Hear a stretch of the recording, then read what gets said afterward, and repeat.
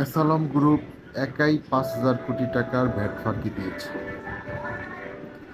অথচ আমরা যারা ছোটোখাটো ব্যবসায়ী, তাদেরকে ভ্যাট কর্মকর্তারা কিভাবে জ্বালাতন করেন, যারা ভ্যাট দেন তারা সকলেই জানেন। তাদেরকে ঘুষ তো দিতে হয়ই, তারপর প্রতিনিয়ত হয়রানি করেন। যারা এই এসালমকে ভ্যাট ফাঁকি দিতে সহযোগিতা করছে, তাদেরকে কি বিচারের আওতায় আনা হবে? ঠিক চিন্তা করা যায়, ৫,০০০ কোটি টাকা ভ্যাট ফাঁকি দিয়েছে তারা। সরকারি কর্মকর্তাদের সহযোগিতা ছাড়া কি এটা কখনো সম্ভব? এসালম এমন কোনো ইন্ডাস্ট্রি নাই যেখানে ভ্যাট ফাঁকি দেওয়া হয় নাই।